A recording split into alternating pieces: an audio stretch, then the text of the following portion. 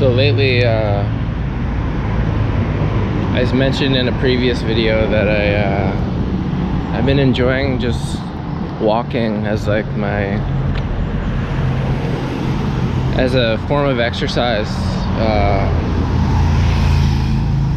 It's just like a low impact, fat burning cardio exercise that is sustainable, as well as just has a bunch of benefits that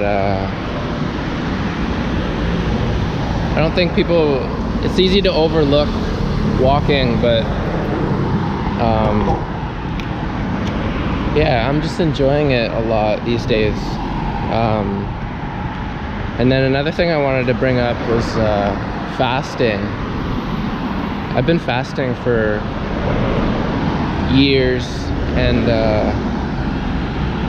like when I first started, it was challenging, but over time it gets easier. This place looks cool.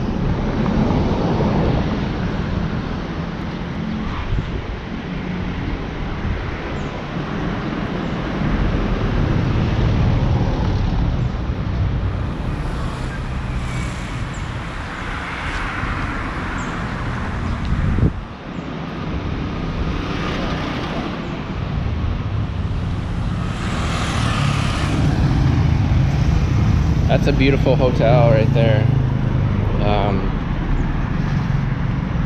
It's probably more expensive than like a standard Airbnb or like hostel or something,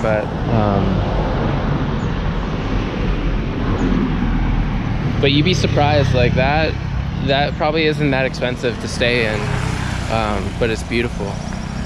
I could be wrong, I have no idea. Anyway, what I was talking about was fasting, and yeah, just reversing the whole mindset of like, you need to do more in order to get into shape. And it's like, that's not true, and you can't outwork a diet or like just over excess, like having too much. And we live in a world these days where everything is brought to us, you know. The calories are like, it's just an unnatural world. So like lately I've just been going backwards and realizing like, we're meant to expend energy, and you feel so much better when you do that. But it also doesn't have to be done in a way that, cross the road and then start talking. It doesn't have to be done in the way that like I was brought up to think, like you have to work out so hard, and that's not sustainable, right? But if you just go for a walk, like an hour a day or something. I really want to get a step counter now, because they say like 10,000 steps is like the perfect mark to shoot for. Now that doesn't mean everybody can get that right away, and it doesn't really matter, you can build up to it, but yeah, it's just such a healthy thing to do, for your mind too. That's how I started. I was just like, I go for a walk and clear my head and do these vlogs. So yeah, but the fasting, I guess I kind of started with like experimenting and exploring when I was younger, because I used to have to make weight for martial arts competitions and stuff, and basically, yeah, it's not like it was, I just got into fasting, and then I looked at the benefits and stuff, and I explored like all kinds of different types of fasts. And then over the years, like I don't really do extended fasts anymore, but when I was younger, like I was into like juice fasting and water fasting. Also being involved in yoga and stuff, like and nutrition, I was just curious about it, and I read books about it and stuff. So I explored that, and I think the longest fast I ever did was like 5 days on water when I was like 18 or 19. And you learn a lot by doing that. It resets a lot of like your mind, really, like the way you think about things. You obviously hit challenges and get cravings and stuff, but like fast forward to now, like I pretty much intermittent fast all the time, because I realized like one meal a day is plenty, especially when you're not expending energy throughout the day, like, which a lot of us aren't. It's easy to be like, oh yeah, I need to be fueled or whatever as I sit on the computer, but like the reality is you don't. And we consume way more than we should, right? And like that's why getting out and going for a walk is really healthy, because you're adding movement to your day. Our bodies are meant to move. Like, we have something called a lymphatic system that it's a series of tubes and stuff, and it's like a part of our immune system that gets squeezed, and the fluid moves around only from movement. So like when your muscles move, it squeezes these tubes and like moves the lymph fluid around your system, right? So if you're just sitting around, I'm gonna go check that out. That's one of my favorite parts about Chiang Mai so far, is like there's no real destination.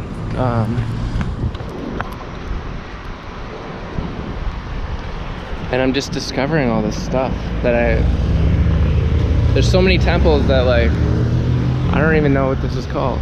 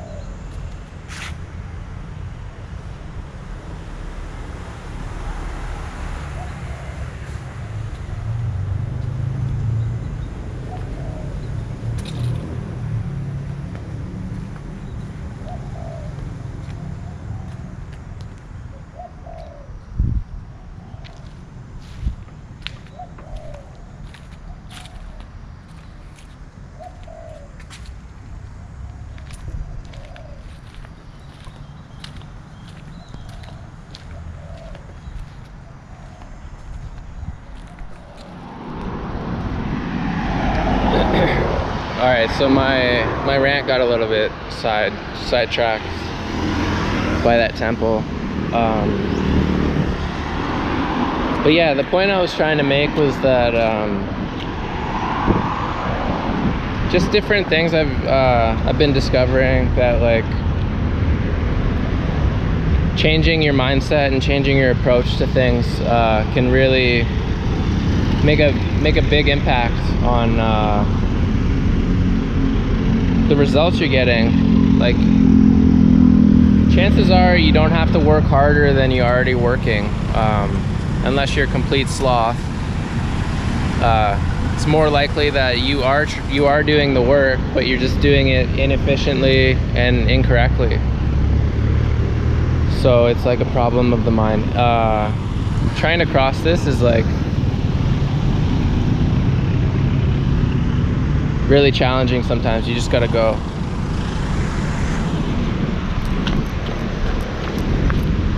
You gotta go and hope nobody hits you, I guess.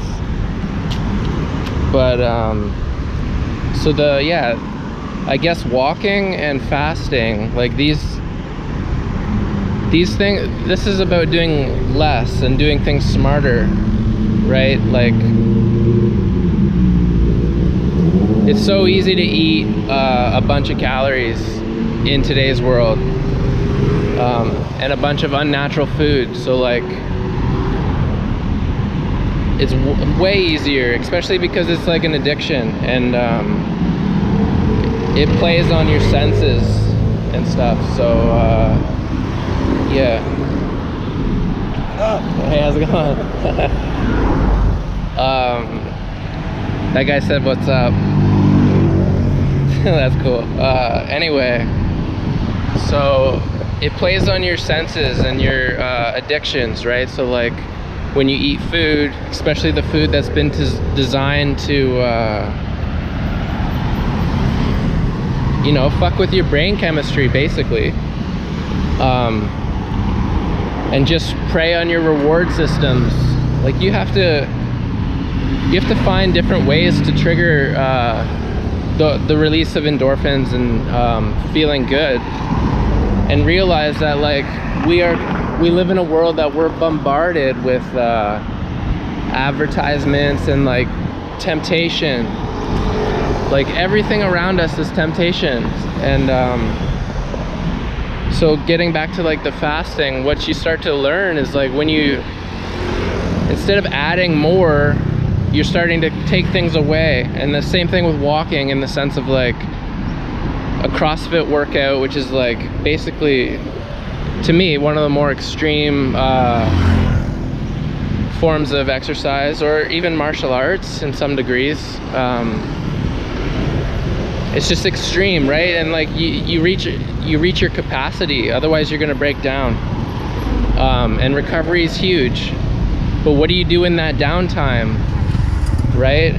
And is all that really necessary, where you could just go for a walk, burn way more calories and fat? You actually burn more fat by walking than yeah. So you use that as like the energy system, right? An energy source. So yeah, by doing less, like, you actually get more out of it. It's hard to wrap your mind around, because at the end of the day, the most important thing is like consistency. If you do three hard workouts, like, let's just use CrossFit as an example, or like something where you're just completely destroying yourself, you're gonna need at least a day to recover, at least. Usually it's like 48 hours to fully kind of recover and be ready for the next workout. So if we're using that kind of like logic and math, like, you can maybe get three of those workouts in per week, right? And like, that means you got to be super strict about I don't know, versus you could just go for a walk for an hour every day and pretty much almost get the same bang for your buck. Of course, your sports performance and stuff won't be at the same level.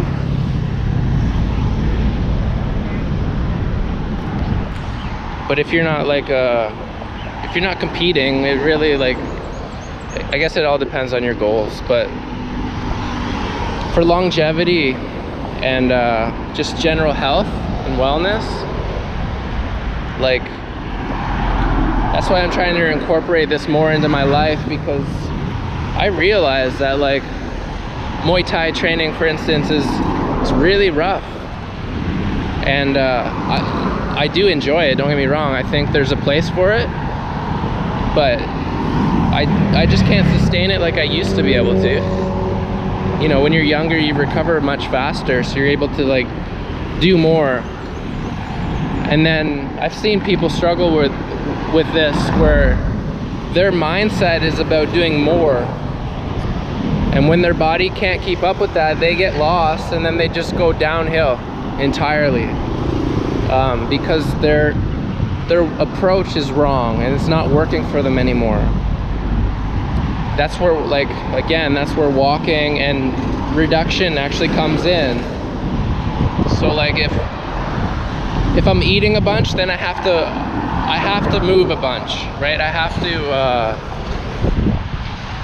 my appetite's gonna go up, right? And I'm gonna need that fuel to fuel those workouts and that recovery and stuff, which is totally fine. I'm not bashing that at all. It definitely has its place. But for some other people that, first of all, they don't need to be doing that type of exercise. So I guess I'm just trying to make you excited about walking. And then when you don't eat as much, or like when you're fasting, you start to realize things of, like, oh, I'm not actually hungry. This is just a craving. Why am I craving this? Oh, because maybe an hour ago there was a fucking McFlurry advertisement that seeped into my mind, or anything, right? We all have our different cravings. It could be a craving for something healthy, but even if it is healthy, like, there's so much benefits to fasting, where, like, your body breaks down things that it doesn't need. It's like a house cleaning. So, like, it doesn't, even if it is healthy food, it's just not the time to eat, and you're not actually hungry, you're just craving and you're bored. But if you're out walking, you don't feel that hunger, you're not bored, etc., etc., right? And then when you do eat, you've expended energy, and it's actually time to eat. Anyway, there's my rant for today. Get out, move your body, stop eating mindlessly. Well, another thing I wanted to just briefly touch on was, like, the monks here, and just monks in general, I think, they only eat once a day, because that's all they need.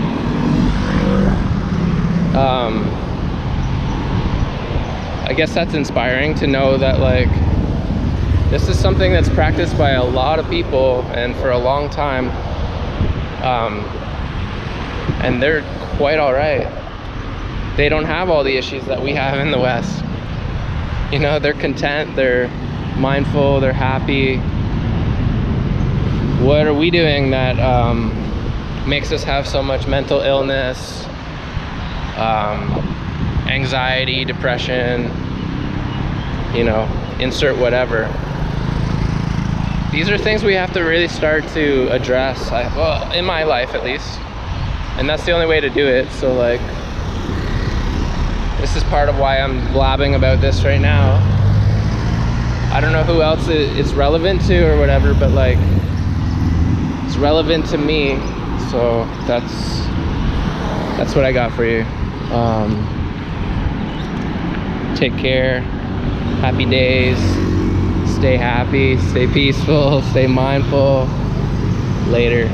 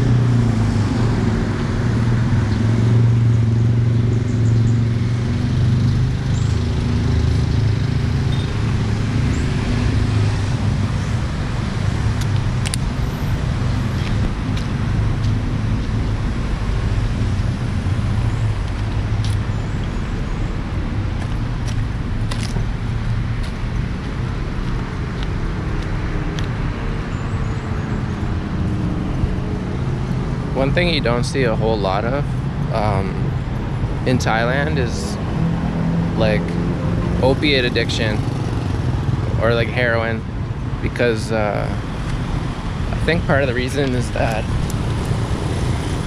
I mean, it's a major reason. It's a major reason, but first of all, it's illegal here.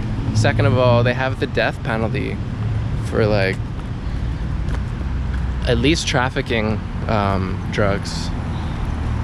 But so yeah, you don't have the same type of issues that we have in the West, like where you see people in parks nodding off and tent cities and all that shit, because like they just don't tolerate it here, right? And they still have consequences, which I think is really healthy and important, because that's life, right? Like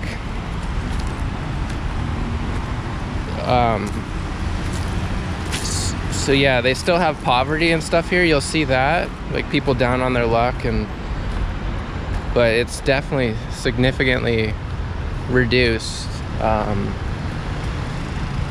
So yeah, you don't just go to a public park in Thailand and see a whole community of junkies nodding out, or tweaking out and causing crime and havoc for the public.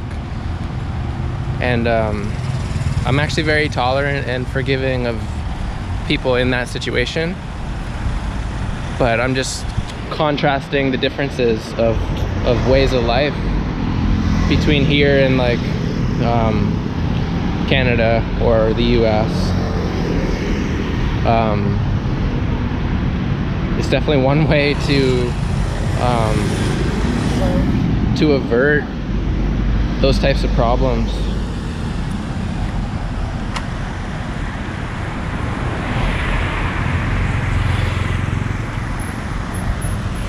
Now that's not to say that we can just introduce that in this has been the custom for forever in Thailand, right? It's their way of life. So like you can't just introduce that in a situation that we have in the West, where there's a fucking epidemic of overdoses and shit like that. But what we can do is start to like at least acknowledge the fact that this is way out of control. How do we start to like say this is not okay, right? Like harm reduction and shit like that. Like I know you catch a lot of flack for like talking negatively about any group of people, but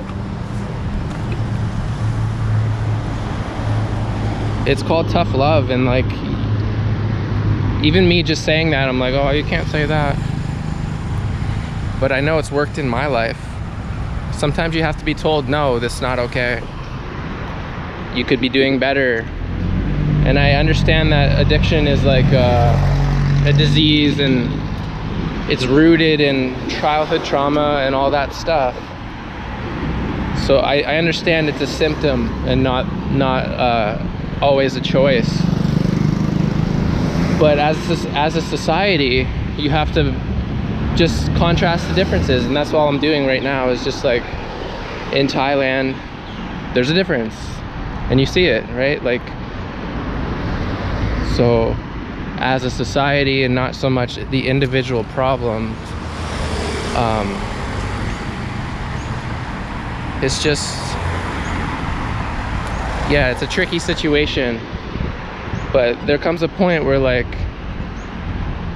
isn't the greater good, or like the greater whole, isn't that more important than like trying to protect people's feelings, the small percentage of people? It's like if a kid does something wrong, they get told that's bad, that's not okay.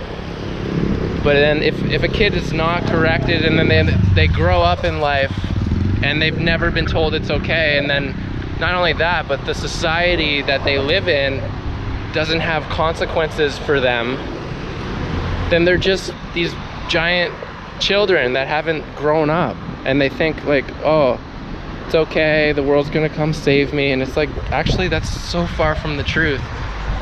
These drugs are destroying you, and you're just unable to recognize it. And that's why I kind of respect what Thailand does. In the, like, there's just a zero tolerance, which averts people from doing it to begin with. And then if you do choose to, you know, destroy yourself and go down that path, like, then there's consequences, and that's the deal, right? That's the path you've chosen, and you have to suffer the consequences of that. And just because in the West we don't administer consequences for people's wrongdoings, or perceived wrongdoings, right? Like, it's one thing to destroy yourself, it's another to like be in a public space where there's kids around and there's fucking needles everywhere. Not just that, there's people tweaking and like robbing people. Like, at that point, it's no longer about the individual, right? Their problems are now external, right? But the point I was gonna make was that the consequence is always there, right? Just because there's no penalty externally doesn't mean you're not paying the price. Anyway, it's enough of that.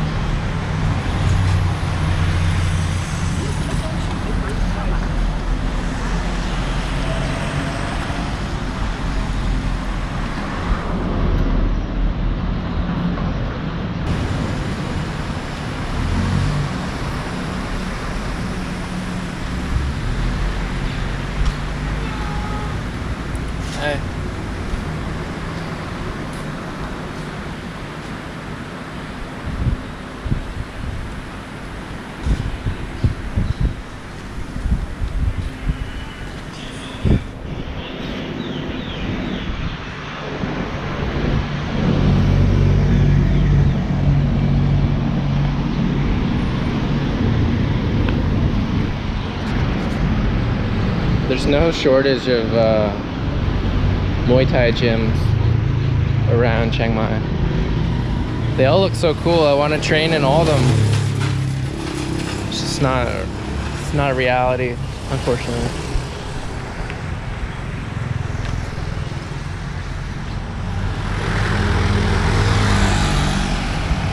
Muay Thai gyms and temples and massages and cannabis.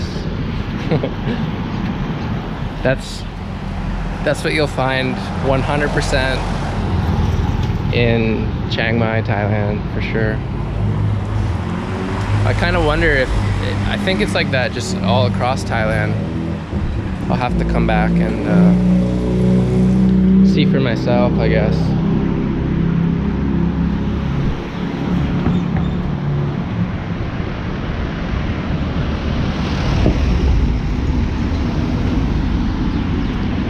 I can say for sure though, like, this lifestyle is really, it's really nice. Makes you feel good. I feel like it's a healthy lifestyle. You know, not much stress, lots of activity, sunshine, healthy food. There are downfalls, of course, but every place has pros and cons to it.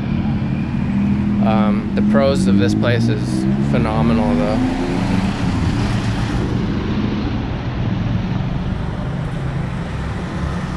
I just walked past my one of my hotels that I stayed in a couple weeks ago, and it was nostalgic already.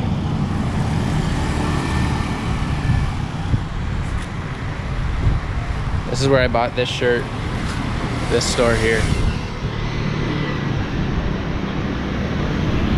I might have to go back there and get a couple more before I leave. It's almost that time, unfortunately.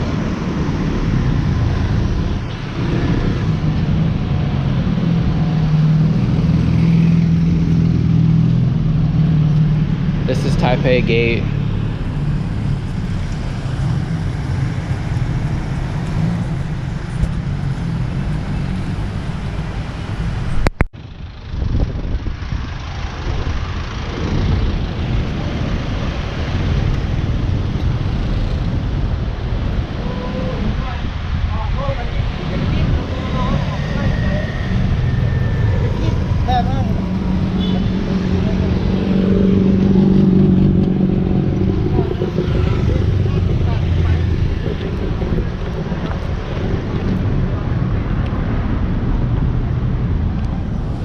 Tuk-tuks are pretty fun to drive around in. It's like a three-wheel go-kart almost. It's kind of it's really interesting and fun, like I said.